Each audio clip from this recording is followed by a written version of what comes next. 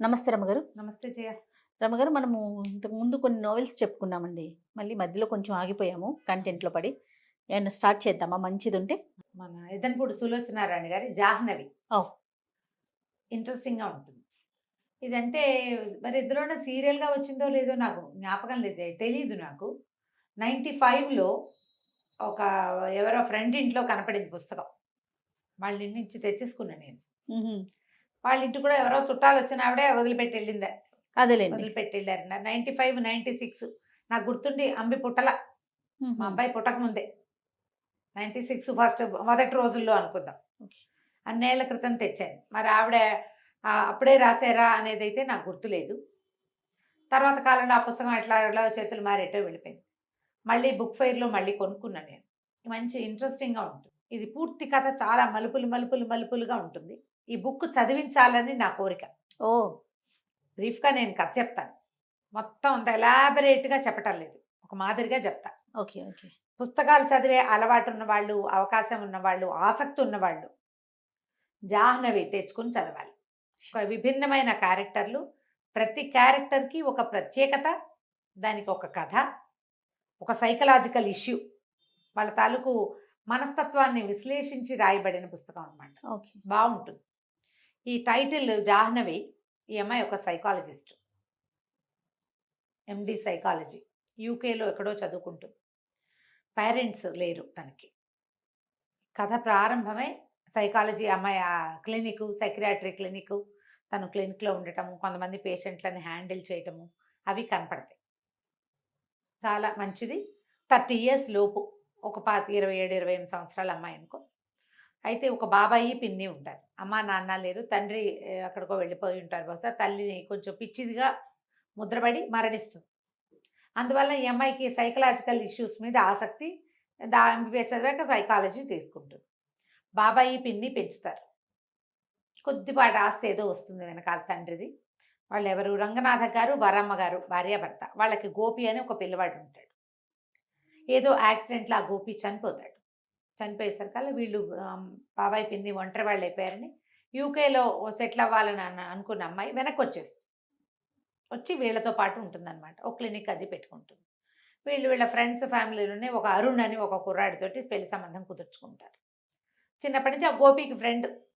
వాళ్ళిద్దరూ కలిసి ఉంటారు. ఈ పిల్లని వీడికి ఇచ్చి చేస్తే ఆ పిల్లాడు మన ఇంట్లోనే ఉంటాడని ఇదని చూస్తారు. అతనికి ఏదో బిజినెస్ నడుస్తూ ఉంటుంది ఆ అరుణ్‌కి. ఈ అమ్మాయి చక్కగా అందంగా నాజూగ్గా బాగుంటుంది.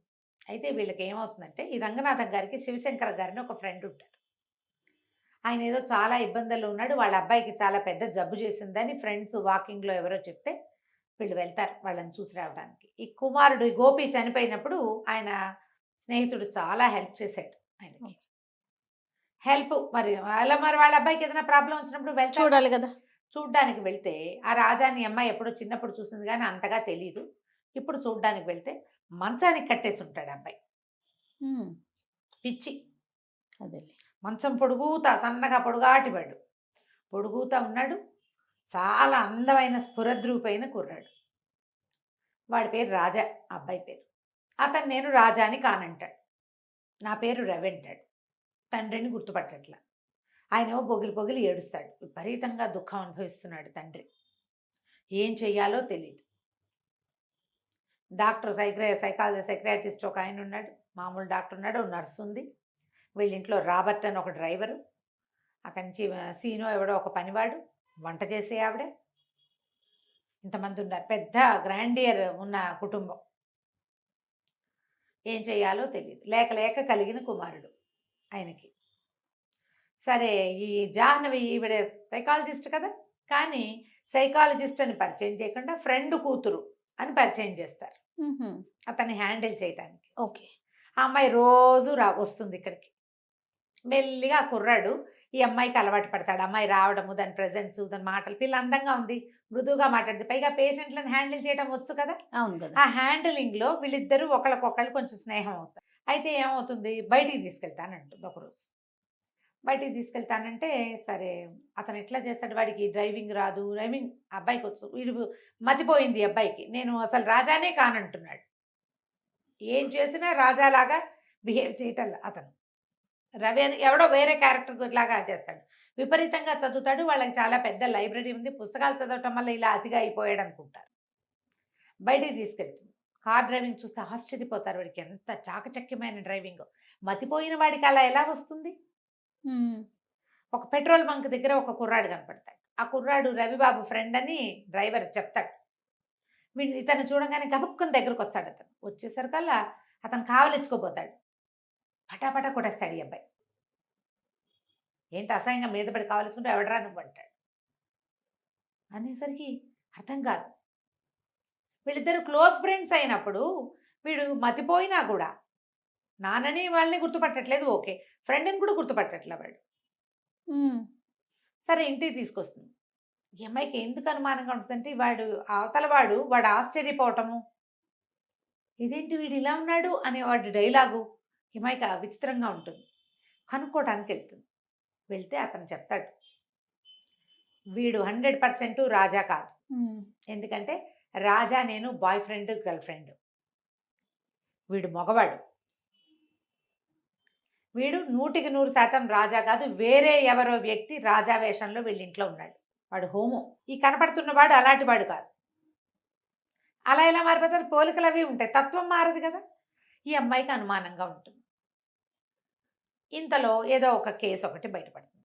ఎంత ట్రై చేసినా ఈ అబ్బాయిని రాజాని చేయలేకపోతారు వీళ్ళు. కొద్ది రోజులకి ఈ కుర్రాడికి ఈ రాజాకి తెలిసిపోతుంది ఈ అమ్మాయి డాక్టర్ అని, తనని ఒప్పించడానికి ట్రై చేస్తున్నారని. వచ్చి బాగా కొట్టేస్తాడు. నువ్వు డాక్టర్వి, నన్ను మోసం చేయబోయావు అంటే అప్పుడు అమ్మాయికి తెలుస్తుంది తన హోమో అని ఉన్నది కదా. వీడు ఆడపిల్లని కావలించుకుంటే వీడి బిహేవియర్లో తేడా వచ్చేసింది. వీడు అలాంటి వాడు కాదు. ఉమ్, గ్యారంటీగా వీడు ఇంకొకడు. నువ్వు ఎవరు ఏమిటి అని అడిగితే వాడేం చెప్తాడు, నేను ఎక్కడో చిన్న కుటుంబంలో పెరిగాను, మా అమ్మ నాన్న కన్నడ వాళ్ళు, మాకు తెలుగు కూడా వచ్చు, నేను ఎవరి దగ్గర పనిచేసేవాడిని, వాళ్ళ అమ్మాయి నా మీద మనసు పడిందని అక్కడి నుంచి పారిపోయాను. ఇక వాడికి ఒక స్పెషల్ స్టోరీ ఉంది. అదేలేండి. ఇప్పుడు ఇక్కడ స్టోరీ ఏంటి, శివశంకరం గారు బాగా కోటీశ్వర్లు, వాళ్ళకు ఒకడే అబ్బాయి. వాడు ఏదో చదువుకున్నాడు, పుస్తకాలు చదువుకుంటాడు, ఫ్రెండ్స్తో కొంచెం తిరుగుతాడు, పెళ్ళి వద్దంటున్నాడు, పెళ్లి సంబంధాలు చూస్తే నాకు పెళ్ళి వద్దంటున్నాడు. వాడు రహస్య జీవితం ఉంది వాడికి ఒకటి. వీడు చూస్తే వీడికి రహస్య జీవితం లేదు, వీడిదంతా ఓపెన్ హిస్టరీ. వీడు అటువంటి వాడు కాదు. ఇంతలో ఒక హత్య నేరం ఒకటి బయటపడుతుంది. ఆ హత్య ఏమిటి, సముద్రంలో ఒక బాడీ దొరికింది. ఆ చచ్చిపోయిన వాడు థియోసాఫికల్ సొసైటీ మెంబర్ అని, వాడి పేరు రవి అని బయటపడుతుంది. ఓహో. ఇప్పుడు ఈ కథ అంతా ముగిసేసరికల్లా ఇక్కడ రాజా రూపంలో ఉన్నవాడు రాజా కాదు, వీడే రవి. అంటే వాడు చచ్చిపోయిన వాడు రాజా అనమాట. పోలికలు ఒక రకంగా ఉన్నాయి. హత్యా నేరం పడుతుంది ఈ అబ్బాయి మీద. ఓ, ఇతనే చేసినట్టు. పోలీసులు అరెస్ట్ చేస్తారు. అరెస్ట్ చేసేసరికల్లా వీడు తన లిస్ట్ అంతా చెప్తాడు, ఎవరెవరి ఇంట్లో తను ఎక్కడెక్కడ ఉన్నాడు. ఉమ్, ఒక బెంగాలీ వాళ్ళ ఇంట్లో ఉన్నాడు. ఉమ్, అక్కడి నుంచి మద్రాసు వచ్చేసాను నేను, పన్నాలాలని ఒకళ్ళ ఇంట్లో ఉన్నాను. ఉమ్, వాళ్ళ ఇంట్లో రాత్రి పడుకున్నాను నాకు తెలిసి. తెల్లవారేసరికి వీళ్ళ ఇంట్లో ఉన్నా. నా అంతటి నేను రాలేదు, నేను ఏ హత్య చేయలేదు, అసలు వాడెవడనో నాలాగా ఉన్నవాడిని నేను చూడలా, నాకు తెలియదు అంటాడు. వాళ్ళని అందరినీ పిలుస్తారు. ఆ జితేంద్ర రాయ్ వస్తాడు, ఆయన కూతురు వస్తుంది, పన్నాలాలు వస్తాడు. ఈ అమ్మాయి సాక్ష్యం చెప్పడానికి ఈ అమ్మాయిని కూడా ఇంతలో వీళ్ళ అమ్మాయికి పెళ్లి కుదిర్చి పెట్టుకున్నారు కదా అరుణ్. ఈ అమ్మాయి ఈ రవి చుట్టూతా, ఈ పిచ్చి పేషెంట్ చుట్టూతా తిరిగి వీడి ఆకర్షణలో పడుతుంది. ఇతనికే ఇంపార్టెన్స్. అది ఒక ఛాలెంజింగ్ కేసు. ఇద్దరు వేరు వేరు వ్యక్తులని తెలిసాక ఇంట్రెస్ట్ తగ్గినా కూడా అంత మటుకు వీడి చుట్టూతా తిరుగుతుంది. అదేలే. కానీ ఆ కుర్రాడి మీద ఆసక్తి ఏర్పడుతుంది. వాళ్ళతో ఒక సాన్నిహిత్యం ఏర్పడింది కదా. అతనికేమో ఈ అమ్మాయి పెళ్లి కాదనేలాగా ఉందని ఇష్టం వచ్చేస్తుంది. కొట్టుకుంటూ ఉంటారు, పోట్లాడుకుంటూ ఉంటారు. పిన్ని బాబాయ్కేమో ఎట్లాగైనా ఈ పిల్లని అరుణ్కే ఇచ్చి చేయాలని ఉంటుంది, తమ కొడుకు స్నేహితుడు కాబట్టి. ఈ అమ్మాయికి ఈ రాజా రవి ఇద్దరు క్యారెక్టర్లలో ఒకడున్నాడుగా, వాడి ఆసక్తి ఉంటుంది. సరే, మొత్తానికి పోలీస్ కేసు. ఈ అమ్మాయిని కోర్టుకి సాక్ష్యానికి పిలుస్తారు. పిలిచేసరికల్లా వీడికి పెద్దగా చదువుని వాడు కూడా కాదు ఆ రవి అన్నవాడు. పెద్ద చదువు లేదు, కానీ పెద్ద పెద్ద సొసైటీలో ఉండటం వల్ల అతనికి మంచి ఇంగ్లీషు, ఈ థియోసాఫికల్ సొసైటీలో తిరగటం వల్ల చక్కటి భాష, మంచి భావ వ్యక్తీకరణ వచ్చింది. ఈవిడ చూస్తే ఎండి. పోలీస్ కేసులు చెప్తుంది. మొదటి నుంచి అతను నేను రాజాని కాననే చెప్పాడు. రాజాగా తనని తను ప్రూవ్ చేసుకోవడానికి ఏమీ చేయలే ఒక్కసారి కూడా. రైట్ ఫ్రమ్ ద బిగినింగ్ నేను కలిసిన రోజు నుంచి ట్రీట్మెంట్ చివరి దాకా కూడా నేను రాజాని కాను. వాళ్ళు బట్టలు కుట్టిస్తే బట్టలేసుకుంటాడు. హుహు. మంచి బట్టలు కొనిపెడతారు. ఎందుకంటే వాళ్ళిద్దరూ ఒకే సైజు పిల్లలు. అదే. వాడి బట్టలున్నాయి దేహేస్తారు. కొత్త బట్టలేసుకొని చక్కగా వాళ్ళతో బాగానే ఉంటాడు. కానీ ఆయన నాన్న గీన్న అనడు. ఒప్పుకోడు. ఈ అమ్మాయి ఏం చెప్తుందంటే మధ్యలో వీళ్ళిద్దరు సన్నిహితం అయినప్పుడు నువ్వు వాళ్ళతో ఒప్పుకుంటే అసలు ఇది విషయం ఏంటో మనకు అర్థమవుతుందని చెప్తుంది. కొంచెం అంతకుముందు చిరతపులిలాగా పోరాటానికి దిగేవాడు కొంచెం తగ్గించుకుంటాడు. ఈ రెండో రోజున ఏమవుతుంది, మొదటి రోజు తనెళ్ళి సాక్ష్యం చెప్తుంది. అతను వచ్చినా సరే అతనితో మాట్లాడదు.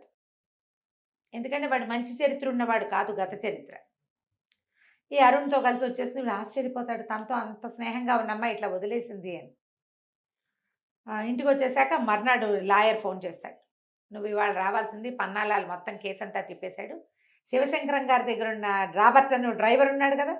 అతను ఇందులో ఇన్వాల్వ్ అయ్యి ఉన్నాడు. అతను సాక్ష్యం ఏం చెప్పాడంటే, పన్నాలాలు చెప్పాడు ముందు. మా ఇంటికొచ్చాడు రాబర్ట్ అనే ఒకతను. మా అక్కయ్య కొడుకు అచ్చు ఇలాగే ఉంటాడని చెప్పాడు. మా ఇంట్లో ఉన్న రవిని చూసి హ్మ్. ఆ రాజా ఫోటో కూడా చూపించాడు. వాళ్ళే ఏదో చేసి ఉంటారు. ఇప్పుడు రాబర్ట్ ఎవరు అని వెతికి ఆ రాబర్ట్ ఫోటో చూపిస్తే వీడే మా ఇంటికి వచ్చిన వాడు అని గుర్తుపట్టాడు. ఆ రాబర్ట్‌ని పట్టుకుంటే రాబర్ట్ ఏం చేశాడంటే, నాగరాజు అని ఒకడున్నాడు. మేమిద్దరం కలిసే వీళ్ళిద్దరు ఈ కుర్రాడు వాడు కలిసి మా బాబుగారి అబ్బాయిని చంపేశారని చెప్పాడు.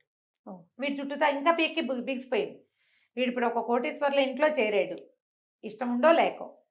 అక్కడ ఉండాల్సిన అబ్బాయి చచ్చిపోయాడు. అంటే వీడే చంపేసి ఉండొచ్చు అనే కదా అనుకోవచ్చు. వస్తుంది.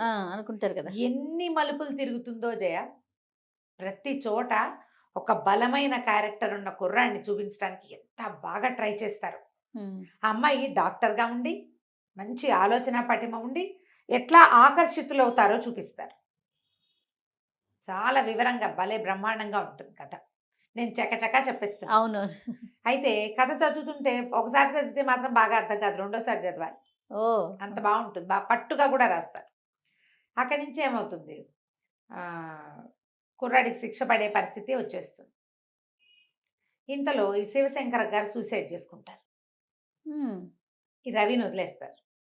ఆయన ఒక ఓహ్! ఉత్తరం రాస్తాడు. ఆయన రాసిన ఉత్తరంలో ఉంటుంది అసలు కథ. అసలు ఇక్కడ ఏం జరిగింది అని. ఈ శివశంకరం గారికి భార్య ఉంది, సంతానం కలగల. అయితే ఈయనకి కళ్యాణి అని ఒక అమ్మాయితోటి స్నేహం. అమ్మాయి బాగా తిరుగుబోతుంది. ఈయనతో పాటు ఇంకా 5, 6 స్నేహాలు ఉంటాయి.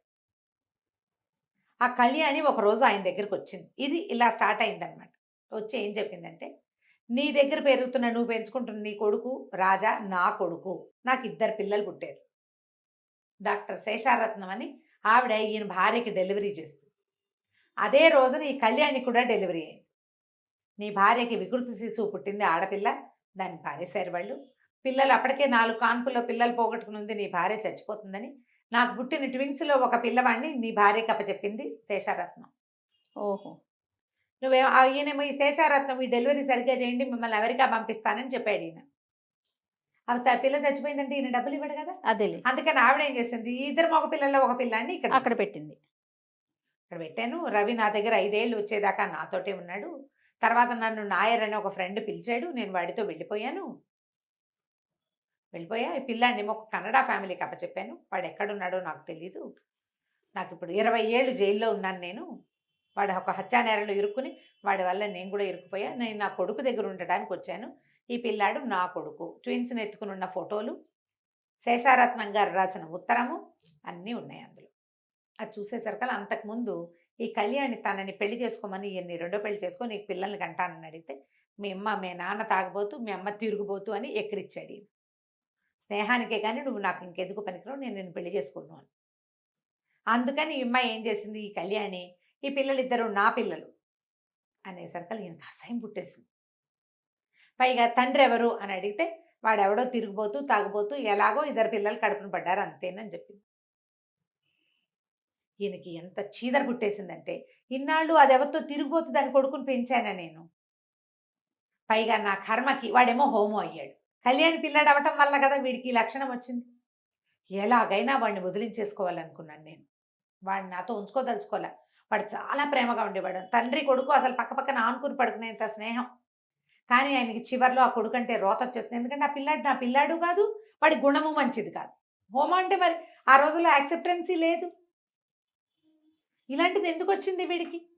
ఉమ్, వంశం ముందుకెళ్ళదన్న బెంగ మొన్నటిదాకా ఉండేది. ఇప్పుడు అసలు ఆ కొడుకే నా కొడుకు కాదని కాదు నాకు కదా. తెలిసిపోయింది. ఉమ్, నేనేం చేయాలో నాకు తెలియలేదు. మద్రాసు వెళ్ళాం మేము. వాడు కూడా నాతో పాటు వచ్చాడు. మద్రాసు బీచ్‌లో నిన్ను చూసాం. ఈ రవికి రాస్తాడనమాట ఆయన ఉత్తరం. అదే పోలికల్లో ఉన్న కుర్రాడు కనపడేసరికి మేము ఉమ్, మా వాడిని డిస్పోజ్ చేసేసి, వీడిని ఇది చేసి, వీడిని ఇరికించి ఈ పిల్లల నుంచి తప్పించేసుకోవాలనుకున్నాను నేను. కళ్యాణి పిల్లల నుంచి నా జీవితాన్ని పూర్తిగా విముక్తి చేసేసుకోవాలనుకున్నా. స్వయంగా నా చేతులతో నేనే రాజాని చంపేశాను. అయ్యయ్యో. ఉమ్, చంపేశారు. చంపేశాక ఈ రాబర్ట్ ఏం చేశాడు, ఒక బాక్స్‌లో పెట్టి బాడీని డిస్పోజ్ చేశాడు. పన్నాలాల ఇంట్లో నిద్రపోతున్న రవిని తీసుకొచ్చేసాడు. తీసుకొచ్చేసారు. ఒకవేళ అది బయట పెడితే మేము ఎవరో అనామకుడు రోడ్డు మీద తిరుగుతున్నాడు అనుకున్నాం. కానీ వాడు అనామకుడు కాదు. థియోసాఫికల్ సొసైటీలో మెంబరు. వాడు చాలా ప్రముఖమైన వాడే. అదంతా బయటపడేసరికల్లా ఇలా అయింది. తీరా కొద్ది రోజులు గడిచేసరికల్లా నాకు శేషారత్నం ఉత్తరం రాసింది. ఏమని? ఆ పిల్లలు నీ పిల్లలే అని. కళ్యాణి ఆవిడకి చెప్పింది. శివశంకరానికి పుట్టిన పిల్లలే వీళ్ళు. ఓహో. కానీ నేను పగ కొద్దీ చెప్పాను అని. ఈయన కళ్యాణిని కూడా చంపేశాడు. మందులో నిద్ర మాత్రలు కల్పించి ఇక్కడ తాగేసి ఇంటికెళ్ళి చచ్చిపోయింది. మంది ఎక్కువై చచ్చిపోయింది అనుకున్నారు. ఆ ఫోటోలు ఉత్తరాలు అన్నీ వెళ్ళి రాబర్ట్ వెళ్ళి కనెక్ట్ చేసుకొచ్చి మొత్తం ఫోటోలన్నీ తగలబెట్టేశారు. సాక్ష్యాలు లేవు. నేను ఒక్కడనే సాక్ష్యం. నా చేత్తో నేను పెంచిన నాకు అన్న కొడుకుని నేనే చంపేశాను. నిన్ను తీసుకొచ్చి ఈ నరకంలో పెట్టాను. ఇప్పుడు నువ్వు మొహం కూడా చూడని నీ కవల సోదరుని నువ్వే చంపినట్టుగా అయిపోయింది. నేను సమాజానికి మొహం చూపించలేను. నేను ఇన్ని రోజులు ఏడుస్తూ ఉండేవాడు ఆయన. ఎందుకంటే కొడుకుని చంపేసుకున్న కష్టం. ఈ రెండో పిల్లాడు తన పిల్లాడే, కానీ వాడు యాక్సెప్ట్ చేయడు. ఈ దుఃఖంతోటే నలిగిపోయాను. ఇంకా నిన్ను ఈ శిక్ష నీకు వెయ్యను, నేనే చచ్చిపోతున్నానని ఆయన ఉత్తరం రాసి ఒకటి కాపీ టు జడ్జి గారికి ఒకటి పంపించి, పోలీస్ స్టేషన్ కూడా పంపించి, మూడో కాగితం కొడుకు పంపిస్తాడు. ఆ ఉత్తరం అప్పచెప్తాడు ఈ జాహ్నవికి, డాక్టర్కి. ఉత్తరం అంతా చూసి ఆశ్చర్యపోతుంది. మనుషులు ఎంత వింతగా ఉంటారు. అంతే కదా. ఆయన తాగుబోతూ తిరిగిపోతైన కళ్యాణిని నమ్మాడు. తన 27 ఏళ్ల పెంపకాన్ని నమ్మలేకపోయాడు. అవును. హోమో అయితే తన కొడుకు కాకుండా పోతాడా? ఉమ్, వాడికి ఏదో ఒక లక్షణం ఏర్పడింది. దానికి ఎవరు ఏం చేయలేరు కదా. తన కొడుకే కదా. అంతేగా. తన పిల్లాడు కాకపోతే పెంచుకున్న పిల్లాడిని ఉంచుకోరు. ఉమ్, రక్తం మీద అంత నమ్మకం ఏమిటి? ఎంత తెలివి తక్కువ పని. చివరికి కొడుకుని తనే పొడిచి చంపేసి వాడు ఆశ్చర్యపోయాడు. నేను రాస్తాడనమాట వాడి మొహంలో దెబ్బతిన్నప్పుడు, డాడీ నువ్వు నన్ను ఎందుకు చంపుతున్నావు అన్న వాడి ప్రశ్నలు నిండిన వాడి మొహాన్ని చచ్చేదాకా మర్చిపోలేకపోయాను నేను. ఓ చెంపకాయ కొడితేనే పిల్లలు మనకేసి ప్రశ్నిస్తారు, మన మొహం చూస్తారు. ఆ మొహం మర్చిపోగలమా? ఈ దుఃఖంతో ఈ ఉత్తరం రాసేస్తాడు ఆయన. ఉమ్, దాంతో వదిలేస్తారు. ఆస్తంతా ఈ అబ్బాయి పేరు మీదకి ట్రాన్స్ఫర్ అయిపోతుంది. ఆయన రాసేస్తాడు మొత్తం ఆస్తంతా. తర్వాత ఇతను వచ్చి ఫీజు ఇస్తాడు జాహ్నవికి. నువ్వు నన్ను ట్రీట్ చేసినందుకు 1000 రూపాయలు రాసి ఇస్తాడు. ఇచ్చేసరికల్లా ఇంతేనా అని అడుగుతుంది. ఇంతేనా, 1000 రూపాయలేనా నా ఫీజు అంటే, నేను మరి నా దగ్గర ఇంతే ఉంది, సంపాదించాక మిగిలిన ఫీజు ఇస్తానంటాడు. ఆ కోట్లు ఉన్నాయి మీ నాన్న ఇచ్చినవంటే నాకు అవేం వద్దు, నేను అవి తీసుకోను. పిల్లలకి డబ్బు ఎప్పుడు కావాలి? పెంపకం కావాలి. ఇప్పుడు ఎందుకు నాకు డబ్బు? నేను సంపాదించుకోగలను కదా. చిన్నతనంలో నాకు అవసరం. మా అమ్మ మా నాన్న ఇద్దరు నన్ను వదిలేశారు. ఆవిడ 5 ఏళ్ళు పెంచి ఎవరి దగ్గర వదిలేసింది. వాళ్ళు కొన్ని రోజులు ఉంచుకుని వాళ్ళు వదిలేశారు. గాలికి ధూళికి పెరిగాను నేను. ఈయన దగ్గరికి వస్తే ఈయన ఎంతసేపు రాజా రాజా అన్నాడు, కానీ నన్ను రెవెన్లేదు మా నాన్న. తలకొరివి పెట్టే ఆయనకు పుట్టినందుకు. అంతే. చివరి రోజుల్లో అయినా నన్ను దగ్గర ఉంచుకున్నాడు, బట్టలు కుట్టించాడు, అన్నీ చూశాడు. కానీ నన్ను రాజాని చేయడానికి ట్రై చేశాడు రవి నుంచి. ఉమ్, నువ్వు కూడా అమెరికా వెళ్తున్నావు కదా, కంగ్రాచులేషన్స్, అరుణ్ తోటి అమ్మాయి పెళ్ళి అనుకుంటాడు. సరే రేపు 2-3 రోజుల్లో అమెరికా ఎక్కడికో వెళ్ళబోతోంది, ఫారిన్. సరే అందరూ ఎయిర్పోర్ట్కి వెళ్తారు. చాలామంది వస్తారు ఈ అమ్మాయిని సీ ఆఫ్ చేయడానికి. ఇతను కూడా ఆగ మేఘాల మీద పరిగెత్తుకొస్తాడు ఈ రవి. పువ్వులు గుర్తిస్తాడు, బాన్ వాయేజ్ అని రాస్తాడు దాని మీద. ఫ్లైట్ వెళ్ళిపోతుంది. ఈ అమ్మాయి ఎయిర్పోర్ట్ నుంచి బయటకు వస్తుంది. ఆ బయట కారులో కూర్చుని ఉంటాడు ఇతను. నిర్ఘాంతపడతాడు. నువ్వు ఎందుకు వచ్చావు, వెనక్కి వచ్చావు ఏమిటంటే, నేను అసలు వెళ్ళటమే లేదు, అరుణ్ని సీ ఆఫ్ చేయడానికి వచ్చాను. మరి పెళ్లి చేసుకోమంటాడు. పెళ్లి చేసుకోను, నేను పిచ్చి అబ్బాయిని ప్రేమించాను, అబ్బాయి ఏమో నన్ను వదిలిపెట్టి వెళ్ళిపోతానంటున్నాడు. అరుణ్కి నాకు ఎప్పుడు పొసగలేదు ముందు నుంచి, ఇప్పుడు పొసగేలా కనపడలేదు అంటే కావలించుకుంటాడు. నాకు ఎవ్వరు లేరు, నువ్వు ఒక్కదానివే నాతోటి ఉన్నావు, పిచ్చిగా ఉన్నప్పుడు కూడా మిగిలిన వాళ్ళంతా అతన్ని మార్చడానికి ట్రై చేశారు. ఈ అమ్మాయి ఒక్కతే అతని మాట నమ్మిందనమాట. ఎప్పుడైతే ఇది ఇతను వాడు కాదు అని, అంటే వాళ్ళ రాజా గురించి ఉన్న లక్షణాలన్నీ వింటుంటే ఈ మనిషి వేరు అని అని తెలుసుకుని మొదటి రోజు నుంచి ఆ అమ్మాయికి తెలిసిపోయింది. ఇక ఇద్దరు కలిసి ఉంటారు, పెళ్లి చేసుకుంటారు. జాహ్నవి చాలా బాగుంటుంది. ఆ అమ్మాయి క్యారెక్టరు, శివశంకరం గారి క్యారెక్టరు, అరుణ్ క్యారెక్టరు. ఈ రోజుల్లో మగపిల్లలు ఎలా అమ్మాయిలను తన చుట్టూ తిప్పుకోవాలనుకుంటారు. ఆ అమ్మాయికి ఒక ప్రొఫెషన్ ఉంది, ఒక అంబిషన్ ఉంది, అవే ఉండవు. భక్త ఆడపిల్లలాగా తన వెనకాల తిరగాలనుకుంటాడు. ఈ రాజా రవి 2 క్యారెక్టర్లు. రవి క్యారెక్టర్ దేనికి అదేనండి. దేనికదే ప్రతి క్యారెక్టర్ని ఎస్టాబ్లిష్ చేస్తారు వివరంగా. పూర్తిగా వాళ్ళ మనస్తత్వాన్ని కాచి వడబోసి ఒక క్యారెక్టర్, దాని లక్షణం, దాని తీరు, ఒక్కసారి కూడా ఆ క్యారెక్టర్ని దాటి ప్రవర్తించకుండా పాత్రల తాలూకు సంభాషణ. ఈ అమ్మాయి క్యారెక్టర్ ఎక్సలెంట్గా ఉంటుంది, జాహ్నవి. చాలా బాగుంటుంది. ఆ అమ్మాయి వాళ్ళ అమ్మ పిచ్చిదై చనిపోతుంది. కొడుకుని పోగొట్టుకున్న వరమ్మ గారు, వీళ్ళ పిన్ని, ఆవిడ దుఃఖము అవన్నీ అమ్మాయికి అర్థం అవుతుంటాయి. మ్మ్. అలాగే ఇప్పుడు తన ఒరిజినాలిటీని కోల్పోయిన ఈ రవి క్యారెక్టర్ అమ్మాయికి అర్థమవుతుంది. ఓకే. తను ఎట్లా ట్రీట్ చేసింది ఇతన్ని, అతనితో ఎట్లా మాట్లాడి కన్విన్స్ చేసిందో. కొన్ని సంభాషణలు అయితే ఎక్సలెంట్గా ఉంటాయి. కథ ఇంతే. దొరికితే పుస్తకం కొనుక్కొని చదవండి. ఈ జాహ్నవి తప్పకుండా రమ్మగారు. సూపర్గా ఉంటుంది. కథ కూడా ఇంత ఇంట్రెస్టింగ్గా ఉంది. అవును, అసలు ఈ తండ్రే చంపేసి ఉంటాడని ఊహించాం అసలు మనం. ట్విస్టుల మీద ట్విస్టులు. Twist లు. చాలా బాగుంది రమ్మగారు. నమస్తే. నమస్తే జయ.